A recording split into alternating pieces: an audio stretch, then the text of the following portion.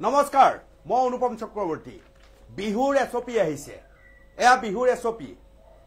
এয়া বিহু সন্মিলনী কোনোবা সমন্বয়ৰক্ষী সমিতিৰ এইখন এছপি নহয় এইখন সংযুক্ত মুক্তি বাহিনী অসমৰ এছপি বিহুক লৈ আলফা এতিয়া এছপি দিছে কি কি লিখিছে প্ৰথমতে আপোনালোকক কওঁ বিহু উদযাপন সন্দৰ্ভত আলফাই বান্ধি দিছে কেইবাটাও নিয়ম ইয়াৰ ভিতৰত মই 7টা নিয়মৰ কথা আপোনাৰ সন্মুখত উল্লেখ কৰিছো আলফাই কৈছে বিহুৰ অনুষ্ঠানত হিন্দী গীত পৰিবেশন কৰিব নোৱাৰিব হাত বিহুত শিল্পীসকলে গাব নোৱাৰিব হিন্দী গীত হাত বিহু অৰ্থাৎ 7 দিন বিহুৰ যি 7 দিন আমাৰ ৰীতি আৰু পৰম্পৰাৰে আমি আগবাঢ়ো সেই সময়ৰ কোনো সাংস্কৃতিক সন্ধিয়াত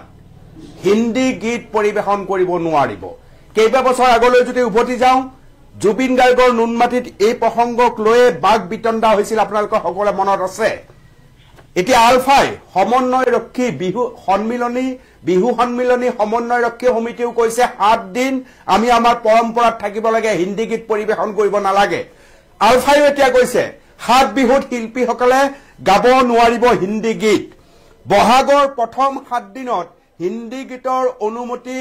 বাতিল কৰিবলৈ আহ্বান জনাইছে আলফাই আৰু কৈছে যে স্বকীয়তাক বিসৰ্জন দিয়া বিহু সমিতিসমূহক আলফাই এক প্ৰকাৰ সকিয়নি দিছে অৰ্থাৎ নিজস্বতা নথকা কোনোবা বিহু সমিতি যদি আছে সেইসকল সাৱধান হ'ব কাৰণ সেই সকলক সকিয়নি দিছে আলফাই কৈছে যে স্বকীয়তা বিসৰ্জন দি যদি এই বিহু অনুষ্ঠিত হয় তেতিয়াহলে তাৰ পৰিণাম ভুগিব লাগিব বিহু সমিতি গতিকে বিহু সমিতিক স্পষ্টকৈ উল্লেখ কৰিছে হিন্দী গীতৰ সৈতে বিহুক সংযুক্ত নকৰিবলৈও আলফাই লগতে আহ্বান জনাইছে কৈছে হিন্দী গীতৰ সৈতে বিহু সংযুক্ত নকৰিব অন্ততঃ 7 দিন নকৰিব আৰু এই 7 দিন বিহুৰ সময়ত যদি কোনোবা সমিতিয়ে ইয়াক পালন নকৰে তেতিয়াহলে তেওঁলোকৰ বাবে এয়া সকিয়নি বুলি ধৰক বুলি আলফাই ক'ব খুজিছে ইয়াৰ লগতে আলফাই কৈছে যে বিহুৰ উদ্দত কোনো সমিতি বা কণ্ঠশিল্পী হ'ব নোৱাৰে অৰ্থাৎ কোনোবা কণ্ঠশিল্পীয়ে যদি হিন্দী গীত পৰিবেশন কৰিব খোজে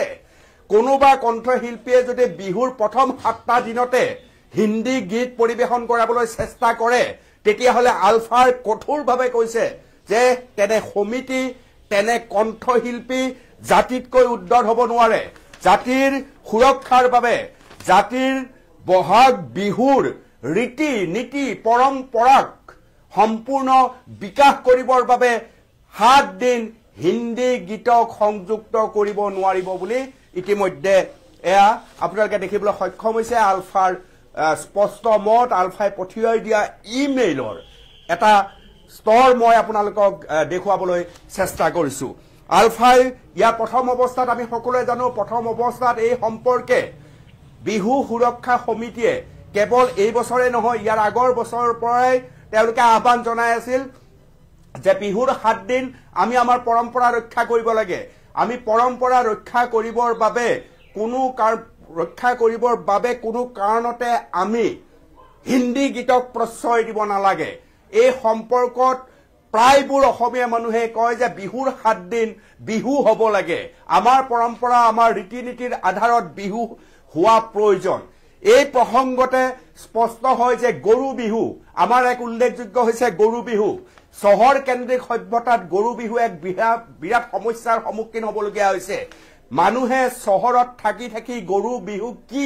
এতিয়াৰ প্ৰজন্মৰ বহুতে নজনা পৰিস্থিতিৰ সৃষ্টি হৈছে গতিকে গৰু বিহু পালন কমি আহিছে গৰু কমি আহিছে অসমত গৰু বিহু অসমত কমি আহিছে গাঁৱে গাঁৱে এতিয়াও এই বিহু আছে কিন্তু নৈ শুকাই গৈছে বিলত মানুহ নাযায় পুখুৰীৰ পাৰত একগোট হৈ এখন সমাজ হৈ গৰু গা ধোৱা পৰম্পৰা নোহোৱা হৈ গৈছে ইয়াৰ বিপৰীতে পাইপেৰে গৰুৰ গা ধোৱা পৰ্ব অনুষ্ঠিত হোৱা দেখিবলৈ পোৱা যায় আৰু চহৰত মানুহে একো নাপালে কুকুৰকে গা ধুৱাবলৈ আৰম্ভ কৰে চহৰ কেন্দ্ৰিক সভ্যতাৰ ট্ৰেজেডি চাওক চহৰ কেন্দ্ৰিক সভ্যতাত কি দেখা যায় যে তেওঁলোকৰ শৈশৱ পাহৰিব নোৱাৰে কিন্তু গাঁৱলৈ তেওঁলোকৰ সন্তানক লৈ নাযায় গাঁৱত গৈ তেওঁলোকৰ সন্তানক গৰু বিহু কি কাষৰ পৰা দেখুৱাব পৰা নিনিয়ে গতিকে ইয়াত ঘৰত থকা কুকুৰটোকে গা ধুৱাবলৈ চেষ্টা কৰে মই ভাবো এই সকলেও গাঁৱলৈ যোৱাৰ অভ্যাস আৰম্ভ কৰিব লাগে গৰু বিহুৰ দিনা গাঁৱত নিজৰ সন্তানক লৈ যাওক ইয়াৰ লগতে আলফাই এই গৰু বিহু সম্পৰ্কে একো কথা কোৱা নাই কিন্তু আলফাই মূলত 7 দিন বিহুৰ পৰম্পৰা যাতে আমি সুৰক্ষা কৰি ৰাখিব পাৰো এই 7 দিন কোনো কাৰণত যাতে হিন্দী বলয়ে আমাক গ্ৰাস কৰিব নোৱাৰে হিন্দী গীতৰ তালে তালে নৃত্য কৰি কৰি এই 7 দিন আমি আমাৰ হুঁচৰিক যাতে পাহৰি নাযাওঁ আমি যাতে আমাৰ লোককৃষ্টিক পাহৰি নাযাওঁ আমি যাতে আমাৰ লোক সংগীতৰ পৰা বিচ্ছুৰিত নহওঁ সেই দৃশ্য সেই কথা সন্মুখত ৰাখি এইবাৰ আলফাই বিহু উদযাপন সন্দৰ্ভত কিছু নিয়ম বান্ধি দিছে মই ভাবো সমগ্ৰ অসমীয়া মানুহে অন্তত আলফাক এই সম্পৰ্কত সমৰ্থন কৰিব ইতিমধ্যে বিহু সুৰক্ষা মঞ্চও ঠিক এনেকুৱা ধৰণৰ কথাই কৈছে বিহু পৰম্পৰাৰ কথা কৈছে বিহু হুঁচৰিক গুৰুত্ব দিয়াৰ কথা কৈছে আমাৰ যোজনা অৰুৱাৰ প্ৰসংগ উল্লেখ কৰিছে হিন্দী গীতক হিফলীয়া কৰিবলৈ আহ্বান জনাইছে এই 7 দিন একে ধৰণে আলফাইও মূল কথা হেই কৈছে মই আপোনালোকৰ সন্মুখত আকৌ এবাৰ আলফাই কি কৈছে পঢ়ি দিছো বিহু অনুষ্ঠানত হিন্দী গীত পৰিবেশন কৰিব নোৱাৰিব 7 বিহুত শিল্পীসকলে গাব নোৱাৰিব হিন্দী গীত বহাগৰ প্ৰথম 7 দিনত হিন্দী গীতৰ অনুমতি বাতিল কৰিবলৈ সমিতিক আহ্বান জনাইছে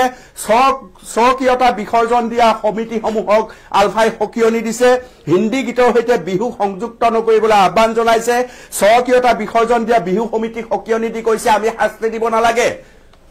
জাতিটোৱে